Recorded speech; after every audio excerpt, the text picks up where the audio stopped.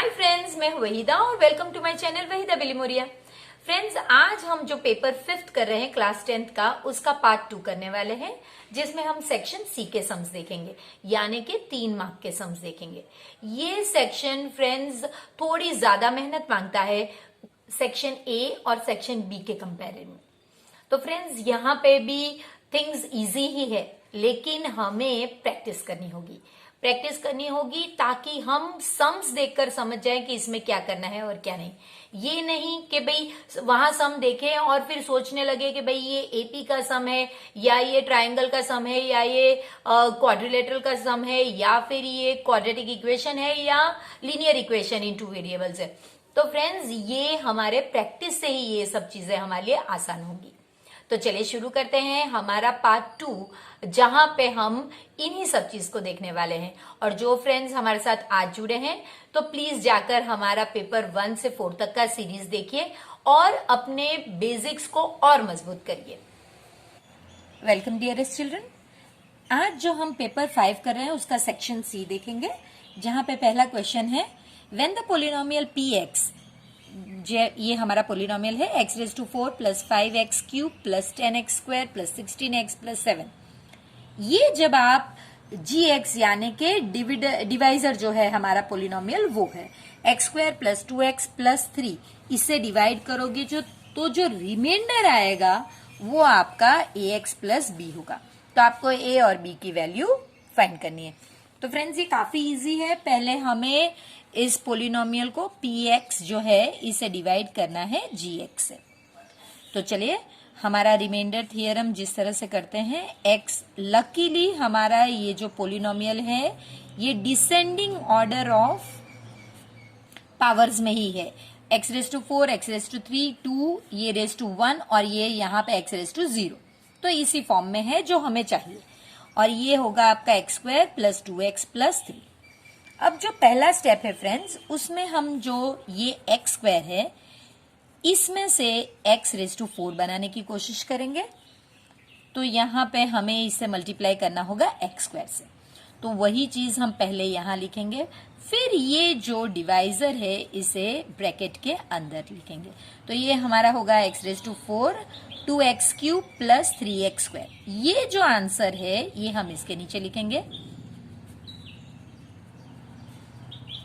और इसकी साइन हम ऑपोजिट कर देंगे। ये आपका कैंसिल हो गया। 5 minus 2 3x cube, 10 minus 3 7x square, और एक नीचे लेके आएंगे 16x। अब आपको x स्क्वायर से करना होगा 3x क्यूब। तो आप देख सकते हैं 3 आपको मल्टीप्लाई करना होगा और एक x, तो ये आप प्लस 3x लिख दीजिए। अब यही 3x के अंदर आप ये मल्टीप्लाई करोगे x square plus 2x plus 3, तो ये आपका हो गया 3x cube plus 6x square plus 9x। 3x cube plus 6x square plus 9x। Sign opposite करते हुए 7 माइनस 6 सिर्फ x स्क्वायर, 16 माइनस 9 7x और नीचे 7।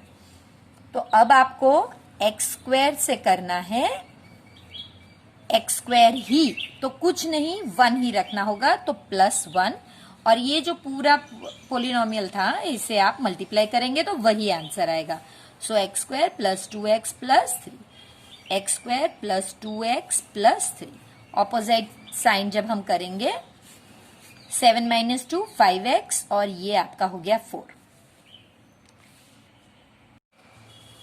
अब फ्रेंड्स, हमें कहा गया है कि जो रिमाइंडर है वो है ax प्लस b, जबकि हमारा रिमाइंडर है 5x प्लस 4।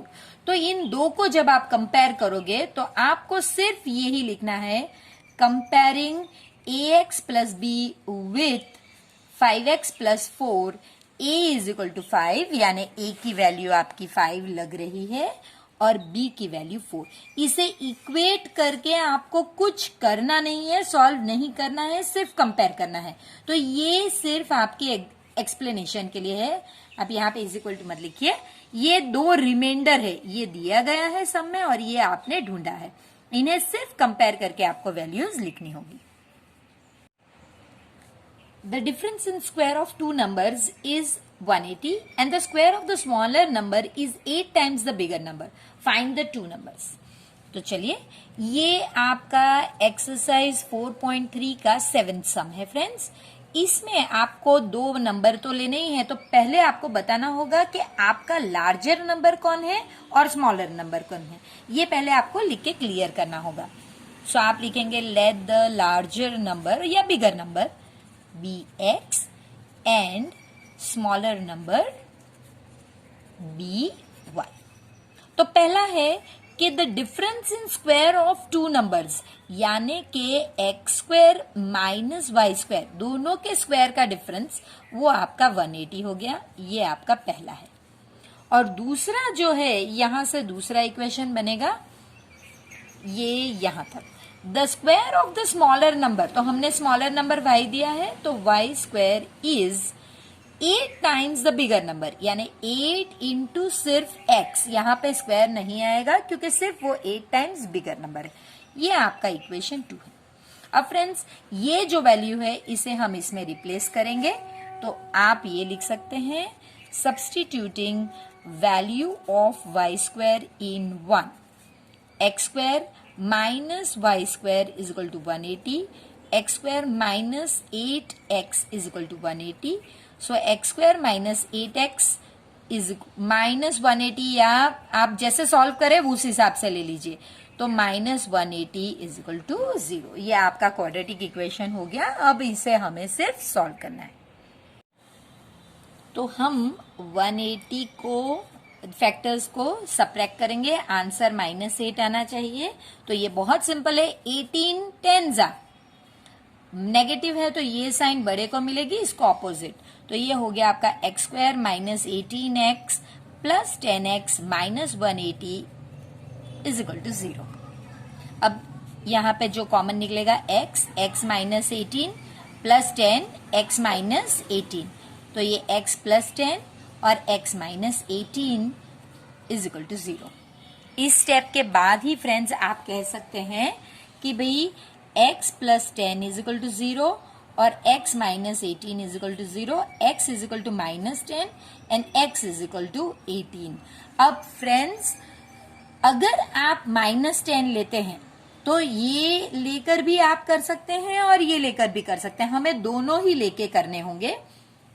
तो देखिए, larger number is equal to -10, तो स्मॉलर नंबर क्या होना चाहिए? स्मॉलर नंबर, आपके पास ये इक्वेशन है y square is equal to 8x, so y is equal to root of 8x, ये आप डायरेक्ट यहां पे लगा सकते हैं। So y is equal to root of 8 into x, that is equal to root of 8 into -10। तो ये possible नहीं है हमारे लिए, 10th स्टैंडर्ड में ये वैल्यूज पॉसिबल नहीं है, तो आप लिख सकते हैं नॉट पॉसिबल।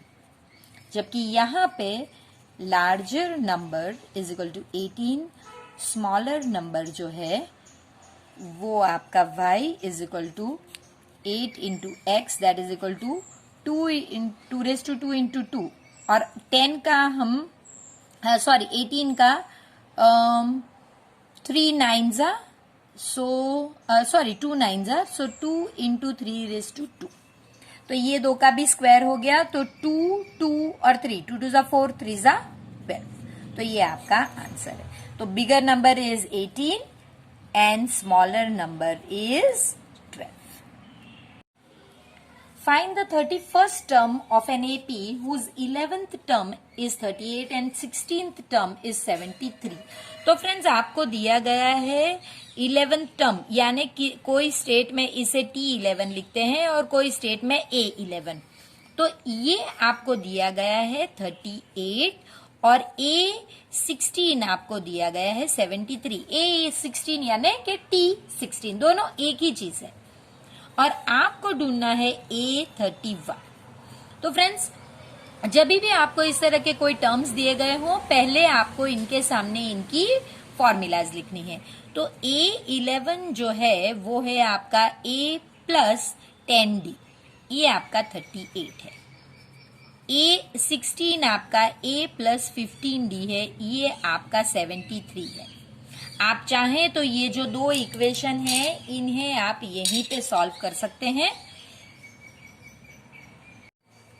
तो आप इन दो को ले लीजिए और यहाँ पे नेगेटिव साइन अगर आप लगा देते हैं तो ये आपका कैंसलेशन हो जाएगा। -5d इज इक्वल टू 73 -38, तो ये 6 और ये 5 35 -35, और ये आप कैंसिल करके d is equal to 35/5, d is equal to 7। ये आपने इन दो इक्वेशन पे से ढूंढ लिया है।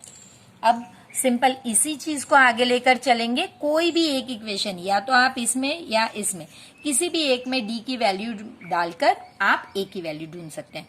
तो substituting value of d in 1, a plus 10 into 7 is equal to 38, a is equal to 38 minus 70, a is equal to -32। ये पॉसिबल है फ्रेंड्स, नेगेटिव आया तो ये कुछ रॉन्ग नहीं है, ये पॉसिबल है। तो आपके पास a की भी वैल्यू आ गई और d की भी। बस आपको अब a31 के लिए a प्लस 30d ये पता होना चाहिए।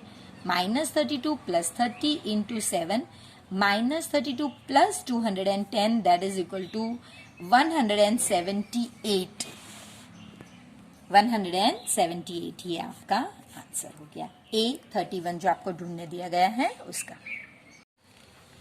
फ्रेंड्स ये बहुत ही इंटरेस्टिंग सम है जिसमें आपको ratio of the sum of first n terms, यानी कि दो AP है, एक अगर AP1 है और एक AP2 है, तो इसका जो n टर्म है आप जानते ही हैं 7n+1। इसकी फॉर्मूला हम यहाँ पे पहले लिख देते हैं, n/2 2a प्लस n-1d।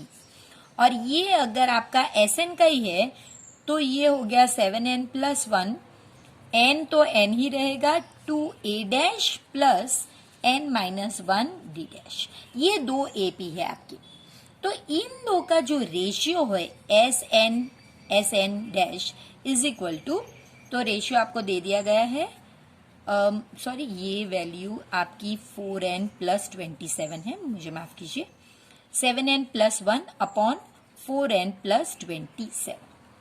अब आपको इसी के सामने इनकी फॉर्मूलाज लगा देनी है, 2a प्लस n-1d और ये n/2 2a dash plus n-1d dash. अब ये कैंसिल हो गया तो आपको पता चल गया कि भाई ये हम यहाँ पे लिख देते हैं कि 2a plus n-1d upon 2a plus n-1d dash is equal to 7n+1 4n+27। ये हमारा रिजल्ट है जिसमें अब हम दूसरी वैल्यूज रिप्लेस करेंगे। अब आपको पूछा क्या गया है, find the ratio of mth term. Friends ये कभी कभी किसी पेपर में mth टर्म के बारे में पूछा जाता है, और कोई पेपर इसीलिए मैंने यहाँ पे कैंसिल भी किया था, कहीं कहीं ये mth टर्म भी पूछा जाता है और कहीं कहीं 11th टर्म भी पूछा जाता है। तो ये सेम ही सम करना है आपको, लेकिन अगर जहां पे 11th टर्म है वहां पे m की जगह पे आप 11 डालिए। तो चलिए, अगर आपको उनका रेशियो ढूंढना है तो आप T11 और T-11 का रेशियो डालेंगे। इसकी फॉर्मूला भी हमें पता ही है, T की फॉर्मूला क्या है फ्रेंड्स, a प्लस n-1d और ये a dash plus n-1d dash. लेकिन हमारे पास यहाँ पे अगर m है तो यहाँ पे आपको m लिखना पड़ेगा, बस इतना ही। अगर यहाँ पे 11 रहता तो आप 11-1 तो 10d डायरेक्ट लिख सकते थे, लेकिन हमें mth टर्म पूछा गया है तो हम Tm लिखेंगे और यहाँ पे m-1 लिखेंगे। तो अब आप जानते हैं कि ये जो है इस वैल्यू को हम इस वैल्यू से अगर रिप्लेस करें तो वो डायरेक्ट पॉसिबल नहीं होगा। तो वो क्यों पॉसिबल नहीं होगा फ्रेंड्स, क्योंकि देखिए यहाँ पे ये जो 2 है ये हमारी जो फॉर्मूलाज है उसके अंदर एडजस्ट नहीं हो पा रहा। तो अगर आप ये ही चीज को डिवाइडेड बाय 2 करते हैं तो ये फिट हो सकता है। तो जहां पे आपने यहाँ पे n/2 डिवाइड कर दिया था उसकी जगह पे आप क्या कर सकते थे वो अब मैं आपको बताती हूँ। आप n 2a/2 plus n-1/2 d लिख सकते थे, और यहां पे भी वही चीज 2a/2 प्लस n-1 ये डैश है बाई 2 d डैश। अब आप सिर्फ n अगर कैंसिल करते तो देखिए ये आपका कैंसिल हो जाता और तब आपकी यही चीज बन जाती a plus n-1/2 d upon a plus n-1/2 d dash. अब ये और ये आप इक्वेट कर सकते हैं। देखिए a दोनों में यही है, तो इसके बाद के स्टेप में आप लिख सकते हैं let n/1/2 is equal to m-1। So n-1 is equal to 2m-2, और फिर इसको यहां पे शिफ्ट करने पर 2m-2 plus 1, so n is equal to 2m-1। ये बहुत जरूरी। देखिए ये हम कैसे आए, अगर आप डायरेक्ट इस तरह से करते जो हम नॉर्मली करते हैं तो वो नहीं आता। जब आपने ये लाया तभी आपको पता चला कि भाई यहाँ पे तो सिंगल ए चाहिए, तो आपने ये स्टेप करा तभी ये पॉसिबल हुआ। तो अब आपके पास n की वैल्यू ऑलरेडी मिल गई है। चलिए अब हम यहां यही रेशियो लिखेंगे और ये n की वैल्यू इसमें डालेंगे इस तरह से।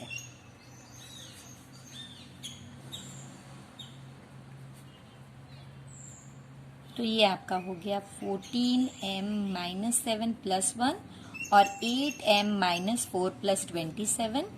ये आपका हो गया 14m-6 अपॉन 8m प्लस 23। ये रेशियो आपका, अब आपको इस तरह से लिखना है 14m-6 is to 8m plus 23।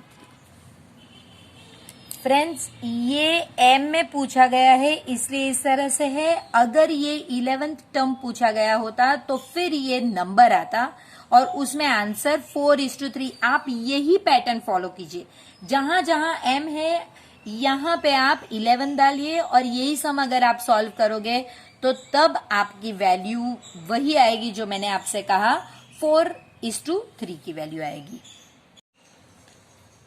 The ratio in which the line segment joining A 1-5 and B -4-5 is divided by x-axis.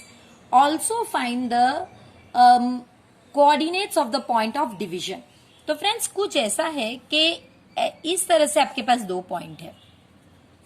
ये आपका आप जानते हैं x पॉजिटिव है, y नेगेटिव है, यानी कि आपका फोर्थ क्वाड्रेंट है, और x नेगेटिव y पॉजिटिव यानी कि आपका सेकंड क्वाड्रेंट। तो ये आपका इस तरह से एक पॉइंट है और यहां से आपको x एक्सिस बीच से निकलती है, ये आपकी x एक्सिस है। तो ये कौन सा पॉइंट है ये आपको बताना है कि लाइन सेगमेंट इसको ये डिवाइड करती है x एक्सिस। तो फ्रेंड्स अगर आपको x एक्सिस दिया गया है तो आपको ये पता होना चाहिए कि यहां पे x कुछ होगा, y उसके लिए 0 होगा। ये आपको पता होना चाहिए जब x एक्सिस कहा गया है तब। तो और आपको उसका रेशियो ढूंढना है। तो चलिए शुरू करते हैं। इसका मतलब आपको ये पॉइंट ये किस पार्ट में डिवाइड करता है ये पता नहीं, तो हमें यहाँ पे k:1 वाला लेना होगा। m1:m2 हम नहीं ले सकते क्योंकि हमारे पास वैल्यूज नहीं है।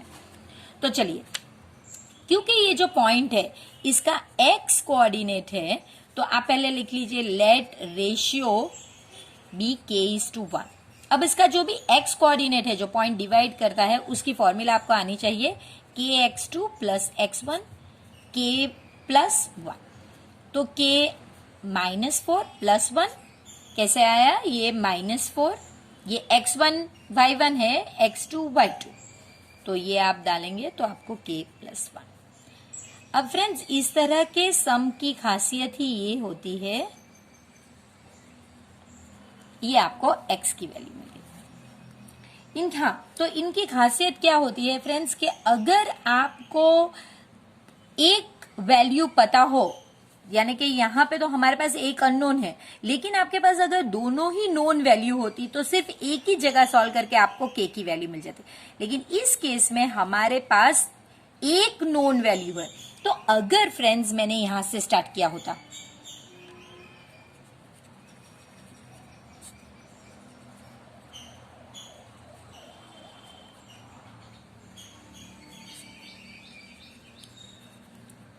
ये हो गया मेरा, अगर मैं यहाँ पे लेती तो 0 ही होता, लेकिन फिर भी मैं मल्टीप्लाई करके आपको बताती हूँ।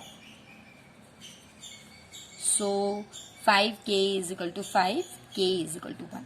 देखिए अगर मैंने सिर्फ इतना ही सॉल्व किया होता तो भी फ्रेंड्स मेरा आंसर आ जाता। अगर मेरे पास एक वैल्यू है, सिर्फ उसी को लेके सॉल्व करूं तो भी मेरा आंसर आ जाता। ये मुझे करने की जरूरत ही नहीं होती। तो इस तरह अगर आप प्रैक्टिस करोगे तभी पता चलेगा कि एक ही चीज सॉल्व करने पर भी के आंसर आ जाते हैं। तो ये चीज आप ना सॉल्व करते, इसकी बिल्कुल जरूरत ही नहीं थी। लेकिन क्यों जरूरत है ये अब मैं आपको बताती हूँ। इस सम में पर्टिकुलर क्यों जरूरत है ये मैं बता रही हूँ, क्योंकि आपको क्वेश्चन जो पूछा है उसमें कहा है, ये अगर नहीं पूछा होता, सिर्फ रेशियो बोला होता तो जरूरत नहीं थी, लेकिन आपको पूछा है कि also find the coordinates of the point of division. तो एक है ना, दूसरा तो आपको ढूंढना है, इसीलिए मैंने ये सॉल्व किया, वरना इसकी जरूरत नहीं होती। तो चलिए, रिप्लेसिंग वैल्यू ऑफ के इन 1, तो यहाँ पे हम के की वैल्यू रिप्लेस कर देते हैं। x is equal to -4, 1 plus 1 by 1 plus 1, that is equal to -4 plus 1 by 2, that is equal to -3/2। तो अब मेरे पास ये एक -3/2 और 0 ऑलरेडी था, तो ये मेरा सेकंड क्वेश्चन का आंसर है। Coordinates of point is x0 that is equal to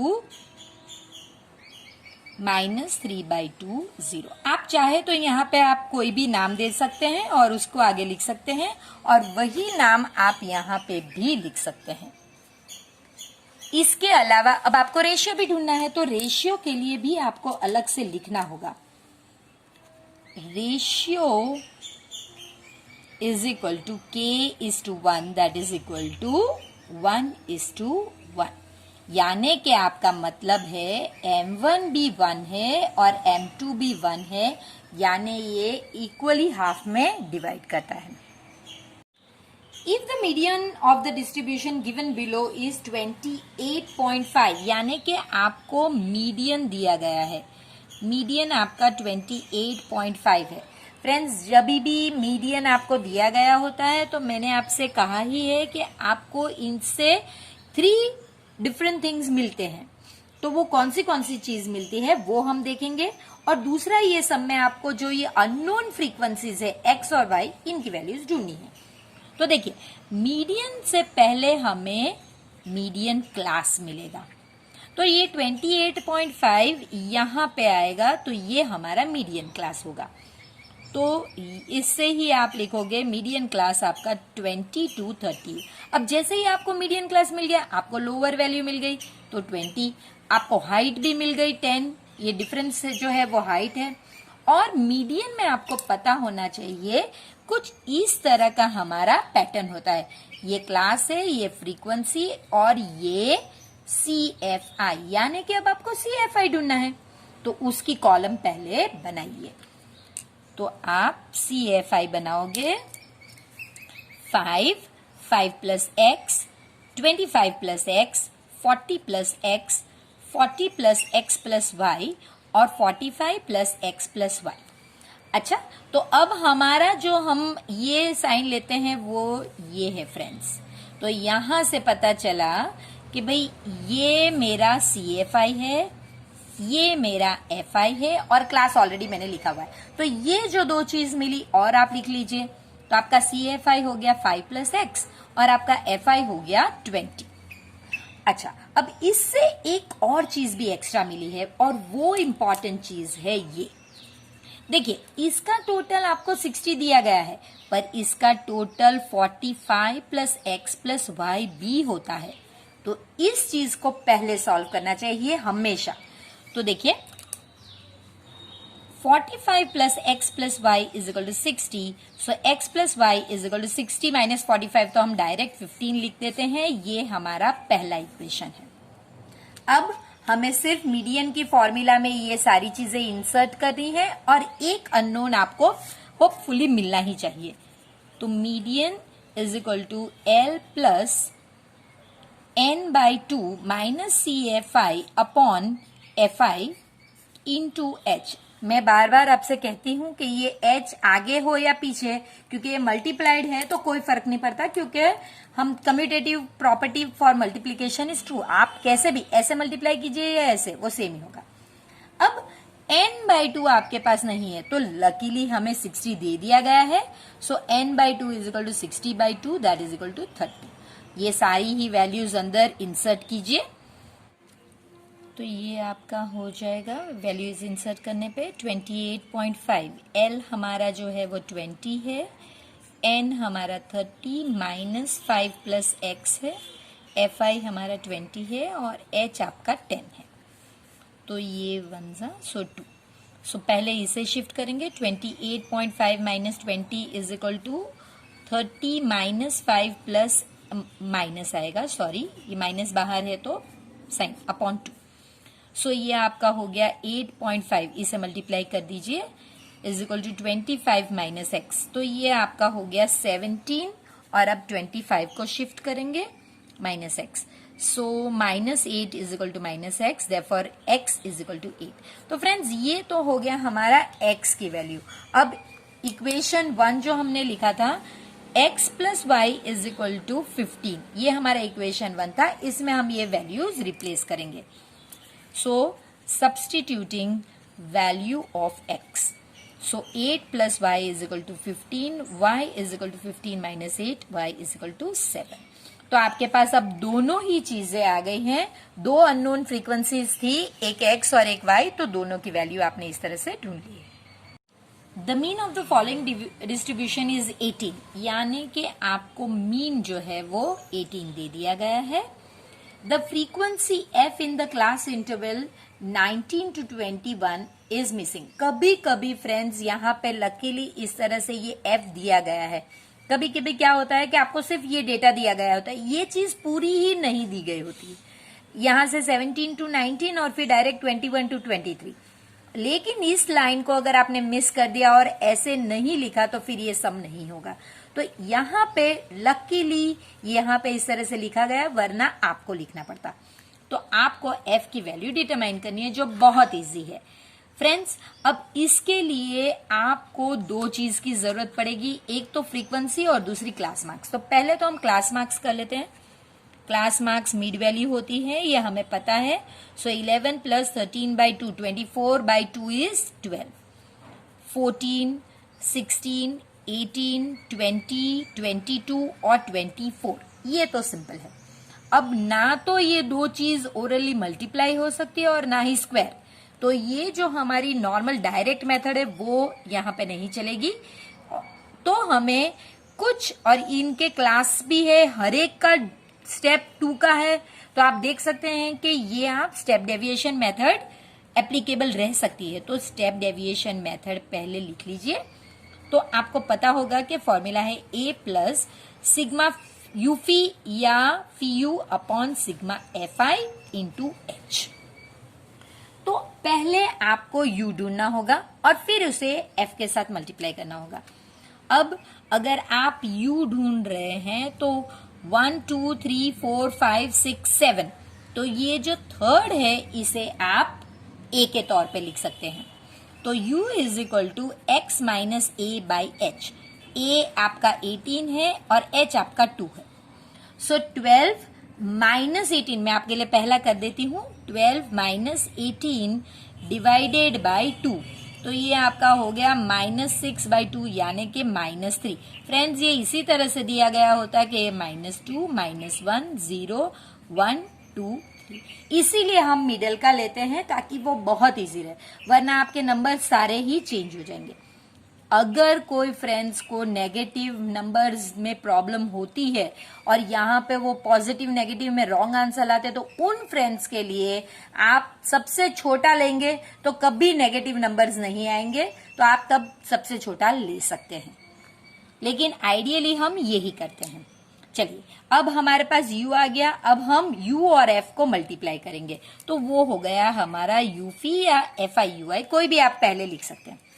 सो ये -9, फिर -12, -9, 0, f, 10 और 12। ये मुझे माफ कीजिएगा, ये यहाँ पे हम मिटा देते हैं ताकि कंफ्यूजन ना हो। तो हमारे पास आंसर है पॉजिटिव में 22, नेगेटिव में 18 और 30, -30 और एक f, तो ये हो गया f -8, क्योंकि ये 22 -30 इज -8 और f ऑलरेडी था। सो f -8 लिखे या फिर -8 प्लस f, वो आप पे है, दोनों ही सेम है। इसी तरह इसको भी ऐड करना जरूरी है, तो ये आपका है 40 प्लस f। तो इनकी वैल्यूज अब आपको रिप्लेस करनी है और सिंपल आंसर को मिलाना है। तो देखिए, इसकी वैल्यू ऑलरेडी आपको 18 दे दी गई है। a आपका ऑलरेडी 18 है। यूफी में ये हो गया आपका f -8 और 40 प्लस f इंटू h आपका हो गया 2। ये इस साइड पे जाते ही 18 -18 यानी कि 0 हो जाएगा आपका। So that is equal to -8 40 plus f into 2, ये 0 हो गया। अब इसे अगर मिटा देते हैं तो 0/2 is equal to f -8 40 plus f, ये भी 0 हो गया। तो अब आप इसको यहाँ पे मल्टीप्लीकेशन में डालिए, 40 plus f is equal to f -8, तो ये भी 0 होने के अब आप इसे इस साइड पे लेके आएंगे तो f की वैल्यू आपको 8 मिल जाएगी।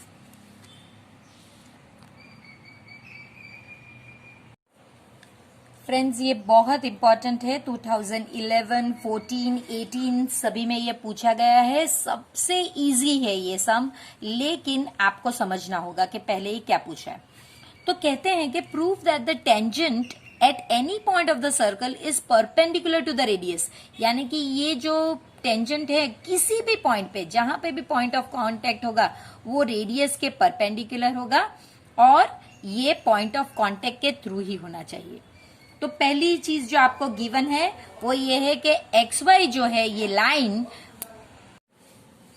पहले हम सिर्फ इस लाइन XY की बात करेंगे कि जो XY लाइन है वो टेंजेंट है इस सर्कल पे जहां पे सेंटर O है और रेडियस हमारा R है। इस तरह से हम लिखेंगे। प्रूफ क्या करना है कि जो ये टेंजेंट है ये रेडियस से परपेंडिकुलर है पॉइंट ऑफ कांटेक्ट पे। तो आप XY is perpendicular to OP या OP is perpendicular to XY, दोनों में से भी कोई भी एक लिख सकते हैं। तो चलिए, प्रूफ में कुछ एक भी चीज आपको जैसे कि सिंप्लीफाई करनी या नहीं है, सिर्फ स्टेटमेंट्स है। पहला काम जो होगा वो आप कहेंगे जॉइन O एंड P, तो वही आप लिखेंगे join O with point of contact, यही आपका पॉइंट ऑफ कांटेक्ट है P। अब एक और पॉइंट लीजिए Q, जो P से अलग एक पॉइंट हो, तो वही लिखना है let Q be any point on XY other than, वो P नहीं होना चाहिए, तो अदर देन P। अब आपको उसको भी ज्वाइन करना है, तो ज्वाइन OP। अब आप जानते हैं कि कोई भी पॉइंट जो पॉइंट ऑफ कांटेक्ट से जरा भी आगे होगा उसका जो मेजरमेंट होगा वो हमेशा OP से ज्यादा ही होगा। तो वो आपको लिखना है, क्योंकि OP जो है वो तो रेडियस है और दूसरा कोई भी पॉइंट रेडियस से तो बड़ा ही होगा। तो आप लिखोगे the distance OQ is greater than OP। ये फॉर एनी पॉइंट होगा फ्रेंड्स, कोई भी पॉइंट XY पे होगा उसके लिए है। तो इसका मतलब क्या, अगर ये डिस्टेंस ज्यादा है तो OP कम है, वही लिखना है OP is less than PQ। तो अगर PQ छोटा है तो वो OP अगर छोटा है तो वो स्मॉलेस्ट डिस्टेंस होगा। तो आप लिखोगे OP is the smallest distance from O to the tangent. और यही आपने प्रूव कर दिया कि OP is perpendicular to X।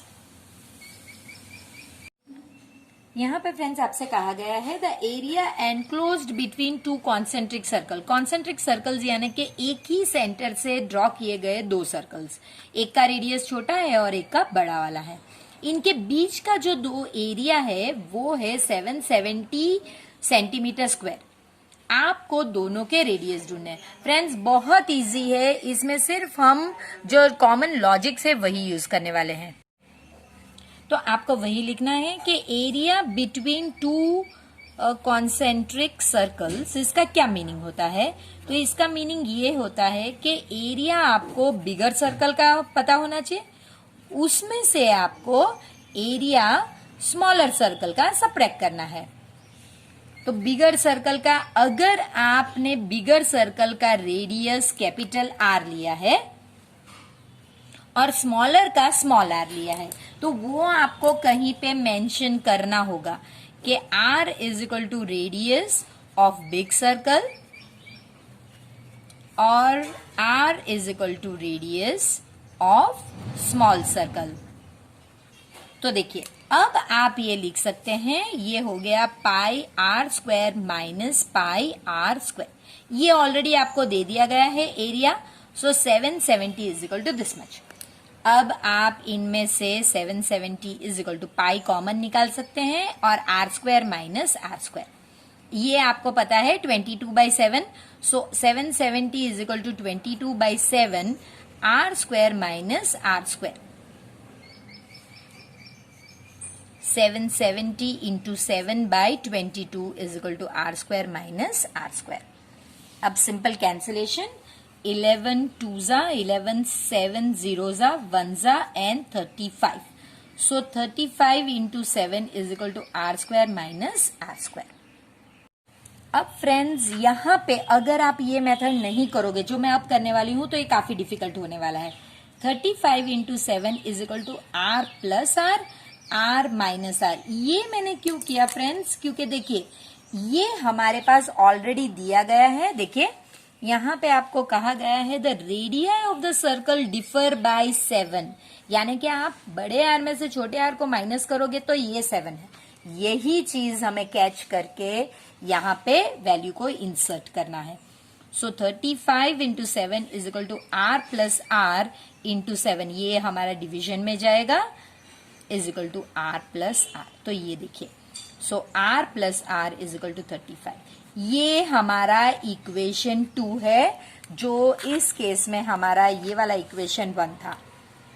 ये हमारा इक्वेशन 1 था। अब बस आपको ये दोनों को कोई भी एलिमिनेशन मेथड या आपको जो मेथड सुटेबल लगती है उससे आपको इसे सॉल्व करना है, तो आपका आंसर आराम से आ जाएगा। R plus R is equal to 35 and R minus R is equal to 7, ये आप गिवन लिख सकते हैं। तो देखिए 2R is equal to 42, capital R is equal to 42/2, so 21। तो पहला आपका जो R इज इक्वल टू 21, तो ये आपका रेडियस ऑफ बिग सर्कल है। इससे यूनिट अगर आपने नहीं लिखा तो फिर अगेन आपका प्रॉब्लम हो सकता है। अब देखिए R minus R is equal to 7, 21 minus R आपको सॉल्व ही करना है, is equal to 7, minus R is equal to 7 minus 21 minus R is equal to minus 14, therefore R is equal to 14। R is equal to 14 centimetre, ये आपका radius of small circle. तो देखा आपने कितना इजी है कि जहां पे सिर्फ एक फॉर्मूला लगाई आपने और सिर्फ एक चीज जो क्वेश्चन में दी गई थी उसका यूज किया। A medicine capsule is in the shape of a cylinder with two hemispheres stuck to each ends। यानी कि देखिए ये है ओरिजिनली एक सिलेंडर के शेप में, लेकिन यहाँ पे और यहाँ पे दो हेमिस्फीयर लगाए गए हैं, स्टक किए गए। एंटायर लेंथ यानी कि पूरी लेंथ आपकी 14 मिलीमीटर है और डायामीटर ऑफ कैप्सूल यानी कि ये जो कैप्सूल का डायामीटर है वो आपका, यानी कि ये पूरा ही जो हम कहते हैं ये हमारा 5 mm है। आपको इनका सरफेस एरिया बनाना होगा। तो फ्रेंड्स, ये स्टार्ट करने से पहले आपको बहुत जरूरी है कि आप इस फिगर को इस तरह से ब्रेक डाउन कीजिए। ये एक सिलेंडर है जो बीच का पार्ट है, यहाँ पे एक हेमिस्फीयर है और यहाँ पे एक हेमिस्फीयर। ये 3 फिगर को आपको ऐड करना है। ये जो है डायामीटर, ये डायामीटर आपको पता है कि अगर इस तरह का एक हेमिस्फीयर है तो उसका ये पार्ट और ये पार्ट, ये तीनों 3 पार्ट सेम होते हैं। तो आपके पास डायामीटर अगर 5 है तो रेडियस 2.5 होगा, यानी कि ये 2.5, ये 2.5 और ये 2.5 है।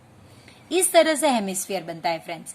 तो देखिए, ये लेंथ आपकी 2.5 है, ये लेंथ 2.5 है, तो ये लेंथ कितनी होगी? 14 माइनस 5 यानी कि 9 है। ये गलती बहुत बच्चे करते हैं, तो ये आप मत कीजिए। ये पूरे फिगर की मेजर 14 mm है, तो सिर्फ इतने का मेजर है 9, ये 2.5 और ये 2.5। बस अगर आपको ये समझ में आ जाता है फ्रेंड्स, तो यही चीज हमें लिखनी है। इसी चीज को आपको यहाँ पे लिखना होगा कि सरफेस एरिया ऑफ कैप्सूल क्या होता है। तो सरफेस एरिया ऑफ कैप्सूल आपका ये 2 है, तो 2 इंटू CSA ऑफ हॉलो, ये जरूरी है, हॉलो हेमिस्फीयर है फ्रेंड्स, हेमिस्फीयर। और एक जो CSA, सिर्फ हमें कर्व्ड सरफेस चाहिए, ये सिलेंडर का CSA ऑफ सिलेंडर। इनकी फॉर्मूलाज लगानी है। 2 इंटू ये 2 पाई r स्क्वायर होगा और ये होगा आपका 2 पाई RH। सिलेंडर है तो वो हमें पता ही है। अब ये हो गया आपका 4, आप पाई कॉमन निकाल सकते हैं, r भी कॉमन निकाल सकते हैं, और अंदर जो रह जाता है वो है 4, सॉरी हम 4 नहीं निकाल सकते, हम इसमें से सिर्फ 2 निकालेंगे क्योंकि हमारे पास 2 ही है। सो यहाँ पे 2 और r रह जाता है, यहाँ पे 2 और 2 निकल गया, सॉरी h रह जाता है। सो ये हमारा 2 इंटू 22/7, r हमारा 5/2 है, वो इजी रहेगा। 2 इंटू 5/2 प्लस 9, ये हो गया हमारा 22/7 इंटू 5, और ये हो गया 5 प्लस 9 14, तो 1 जा और 2 जा, तो ये हो गया आपका 220 मिलीमीटर स्क्वायर। सरफेस एरिया है तो यहाँ पे स्क्वायर का होना जरूरी है। हमारा इस पार्ट का लास्ट सम है friends, the sum of the radius of the base. देखिए, ये बेस और ये दोनों सेम ही है, तो उनका रेडियस ऑफ बेस और हाइट, ये 2 चीज का सम आपको 37 दिया गया है, यानी कि r लेना है और h, ये आपको 37 दिया गया है। इसके अलावा टोटल सरफेस एरिया आपको दिया गया है 1628, तो वो मैंने लिख के रखा है, आपको वॉल्यूम बनाना है।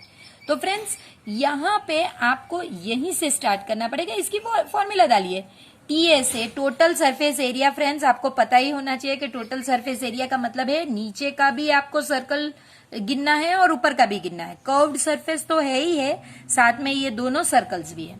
तो total surface area of cylinder का मतलब क्या है? तो इसका मतलब है 2 पाई RH, यानी कि ये आपका सिलेंडर, और इसके साथ 2r² यानी कि एरिया ऑफ 2 सर्कल्स। ये आपको 1628 दिया गया है, इसमें से आप 2 पाई r निकाल सकते हैं, h प्लस ये r² है, सॉरी r। सो अब वैल्यूज रिप्लेस करिए, 2 इंटू 22/7 इंटू r, और अब ये जरूरी चीज है, देखिए ये हमारा 37 ऑलरेडी हमारे पास वैल्यू है, तो ये हमारे काम की है। अब बस सिर्फ r को यहाँ पे रखिए और बाकी के सबको शिफ्ट कर दीजिए। 2 इंटू 22 इंटू 37, सो 2 1 जा, 2 8 जा, 1 जा 4 जा, 2 11 जा, 2 4 जा, 0 जा 7 जा, फिर 11 वनजा 11 थ्रीजा 33 और बच गया 7 और 37 वनजा तो सिर्फ 7 बच गया। सो देयरफॉर आपका R इज इक्वल टू 7, यहाँ पे यूनिट हमारे लिए लिखा गया है सेंटीमीटर। ओके, अब आपको करना क्या है फ्रेंड्स कि आपको दोनों चीज ढूंढ के हाइट भी ढूंढनी है और फिर उसके बाद वॉल्यूम ढूंढनी है।